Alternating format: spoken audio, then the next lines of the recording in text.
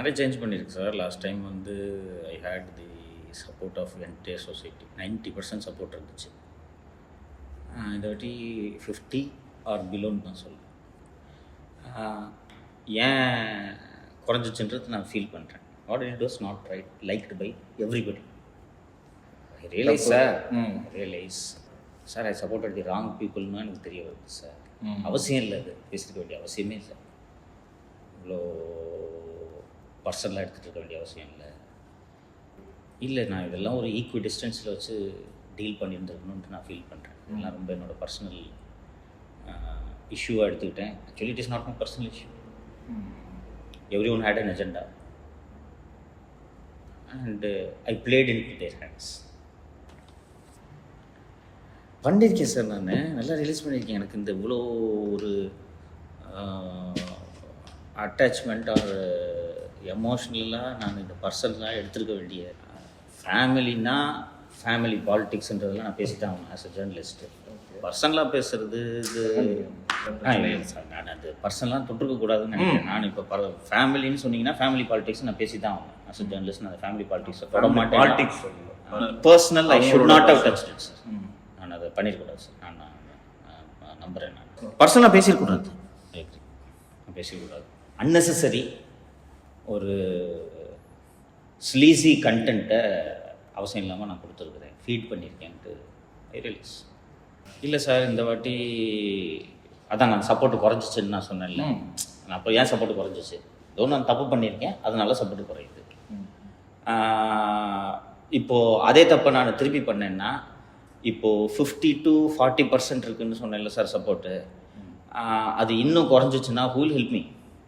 At least there is some help now. ஃப்யூச்சரில் ஐ have to survive sir. எனக்கு இது journalism தவிர வேறு தொழில் தெரியாது. என்ன ஐ சர்வைவ். அண்ட் இந்த ஸ்லீசி கண்டென்ட்டுக்கு வர்ற சப்போர்ட்டு அண்டு ரெவென்யூ சோபர் கண்டென்ட்டுக்கு வராது, அது தெரியும் எனக்கு. பட் இருந்தாலும் ஸ்லீசி கண்டென்ட்டை கொடுத்து I am corrupting the society and feeding தம்ன்ட்டு நான் ஃபீல் பண்ணுறேன்.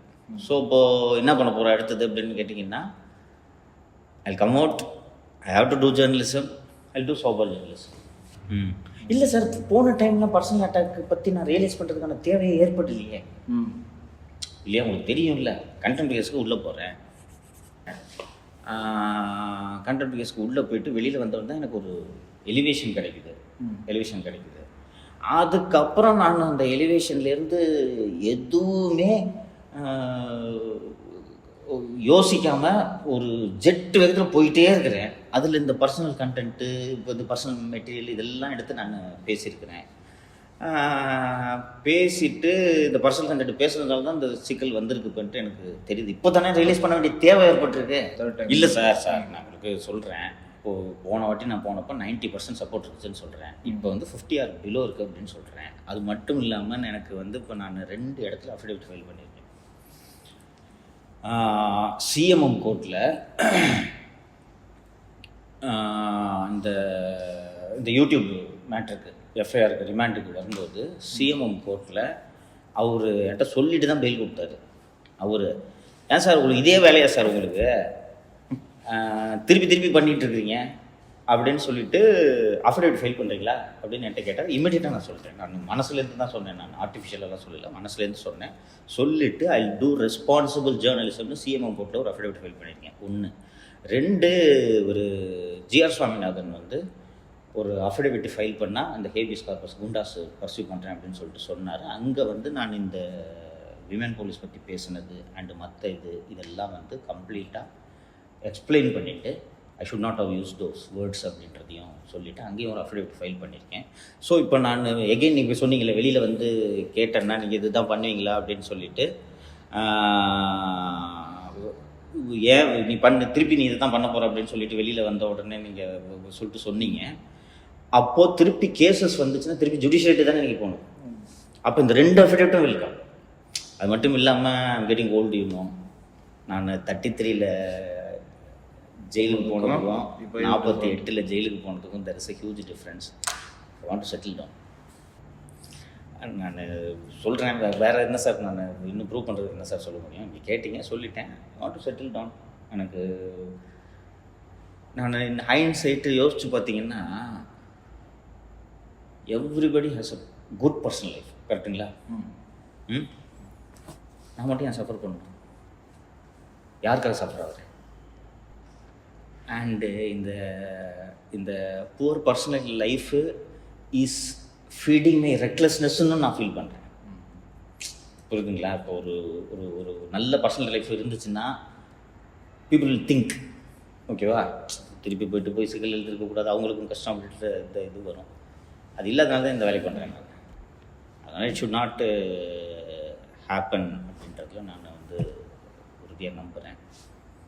அண்டு உங்களுக்கு ஏன் இது நடந்துச்சுன்னு இது எல்லாத்தையும் வந்து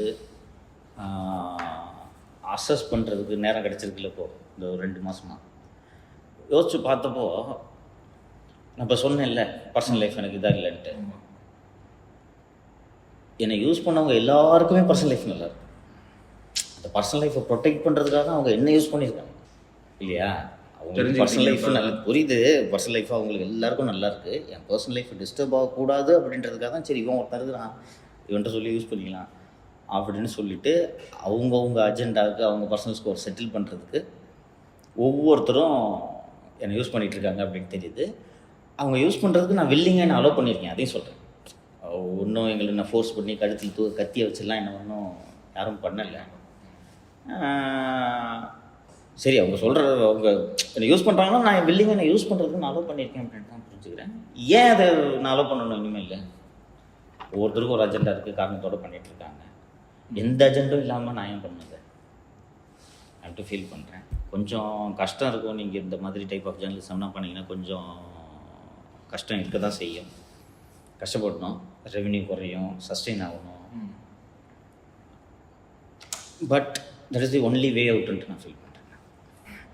மாறி தான் ஆக வேண்டிய நெருக்கடிக்கு தள்ளப்பட்டுட்டேன்னு நினைக்கிறேன் சார் நான்.